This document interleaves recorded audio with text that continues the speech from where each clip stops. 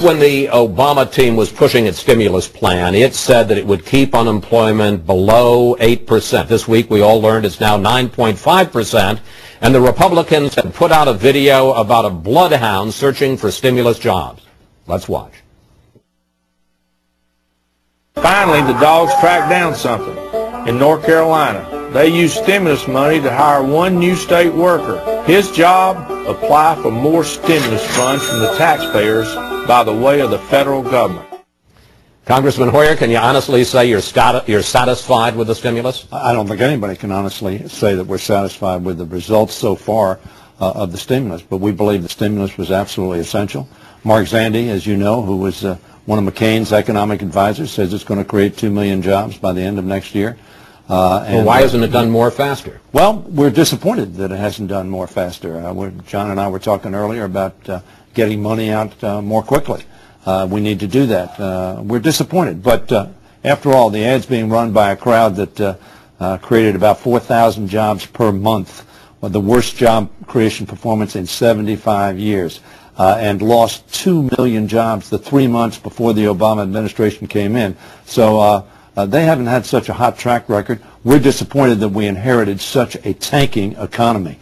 But we're trying to do everything we can to get it moving again. I think, Congressman Boehner, he's talking about you as he says that. President Obama defended the stimulus this week. Let's take a look. The Recovery Act was designed to make sure that local school districts didn't lay off teachers and firefighters and police officers, and it's done its job. Congressman Boehner, the Democrats say that unemployment would be a lot higher without the stimulus package. Listen, we argued early in the year when this bill was being debated that the way to help the economy grow is to help small businesses and American families keep more of what they earn, because at the end of the day, they're the ones who can get the economy going again. This was supposed to be about jobs, jobs, and jobs. And the fact is, it turned into nothing more than spending, spending, and more spending on a lot of big government bureaucracy. In Ohio, the infrastructure dollars that were sent there months ago, there hadn't been a contract let, to my knowledge. And the fact is that I don't believe it will create jobs. The president said earlier this year, we're not going to see unemployment above 8% if we pass this bill.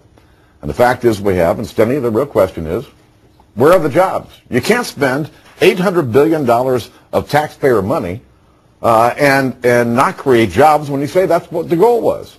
We haven't seen the jobs yet. We have obviously invested in health care. We've invested in education. I think the president's absolutely right. We would have lost more jobs but for this investment, and economists agree with this. As a matter of fact, a lot of economists on John's side of the aisle agreed with the stimulus package. But they agreed that we needed a stimulus bill. Let me just finish. John's message is the same message we heard in 2001.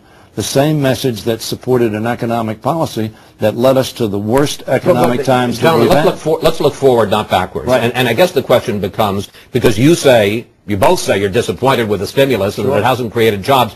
So I'm disappointed with the results so far, right, Chris, not with the stimulus. So is the answer a second stimulus? Is it to revamp the current stimulus? What are you going to do to get money out and create jobs faster? Well, we have to get the money that is already in the stimulus bill out, and we're looking at that. Jim Oberstar is looking at that from the infrastructure standpoint.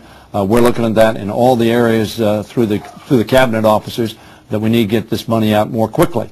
John's right. I'm disappointed. He's disappointed that the money hasn't gotten out more quickly. But would you favor a second stimulus? Because some Democrats are already saying the problem with the stimulus is it wasn't big enough. Well, I don't say that at this point in time. We'll have to see. We certainly want to see how this develops over the next few months. But we got to understand we inherited 2 million jobs being lost in the 3 months before we took office. The policies that were put in place about 130 days ago. Not 8 years ago, but 130 days ago. Kenny, you sound like the kid who showed up without his homework every day, and he wants to blame the dog for eating his homework. The president said unemployment wouldn't get above 8%. We said early this year that this plan was not going to work. Well, can they fix it? We agreed that we needed a stimulus plan, and our plan cost half as much and according to the same economists, would have created twice as many jobs. Congressman Boehner, looking forward, can they fix the current stimulus, the $787 billion stimulus plan that Congress passed? All it does is fund more government. If you really want to get the economy going, you have to trust small businesses and the American people to reinvest their own money. So we ought to try a real stimulus bill and allow them to keep more of what they earn. John's plan was what they proposed in 2001. Chris, I don't want to look back. It created 5 million new jobs. No. 5 million jobs. No way. Yes, sir. No way. 5 million jobs they created. Your figures are dead flat wrong. Less than 2 million. While Clinton, and during the Clinton administration, we created almost 21 million jobs. Forgive me. Let's move to another subject, health care reform. Congressman Boehner, will the House pass a bill before the August recess, and what are you going to do about the two biggest problems, which are, one, increasing coverage to all of the uninsured without spending another $1 trillion? Well, first of all, the American people understand that the health care system in this country is in real trouble. They like what they have, about 75% of them, but about 87% of them think we need significant reform. And the answer to the question is yes, we're going to pass significant reform.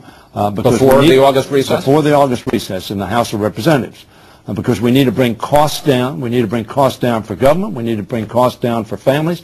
And we need to bring costs down for individuals. And we need to assure a system that is affordable, accessible by all Americans for quality health care. They need that security, and we're going to do that. And that's what they asked for during the course of the election. Let me, and I promise you're going to get your chance here, Congressman Boehner. Let's go through a quick checklist of some of the key issues. Okay. Public health insurance option to compete with private insurers.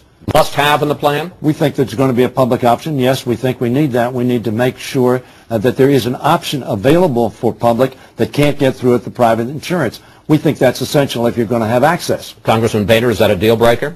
It is for us. I think having the government have a plan to compete with the private sector is unfair because the government has no cost of capital. It'll drive, according to the Congressional Budget Office, 23 million Americans out of the current health care plan into the government option. It's not the way to go. Mandate for both. Chris, can I just say something? When they adopted a prescription drug program, they provided for the possibility of a public option in their own plan if it wasn't available. What we're saying is, look, you've got to keep everybody honest and get costs down. We believe that competition will help. Mandate on both individuals and employers to participate. Must have in the Democratic plan? As you know, the draft plan that's been put on the table provides for everybody to have coverage, just as you have to have automobile insurance coverage. We want everybody in the system. Actuarial, that will bring costs down. And we believe that if employers don't participate, then they need to, by having their employees covered by their own insurance, then they need to participate in helping to pay for the system. Walmart, by the way, as you know, and many other businesses support that proposition. Congressman Boehner, is that a deal breaker? Absolutely. They're going to shift $400 billion of the cost of this new program onto the backs of employers with this mandate. You know what that means? The cost of employment goes up. When the cost of employment goes up, the number of jobs created goes down. That's not what the American people want. And secondly, there's an individual mandate that you must buy health insurance. And if you don't, we're going to fine you. And we're going to fine employers if they don't offer health care. What this is going to do is lead to higher costs, rationing, and lower quality health care delivery in our system. The American people want reform. We're doing a quick checklist here, so let me move to the last area in health care reform.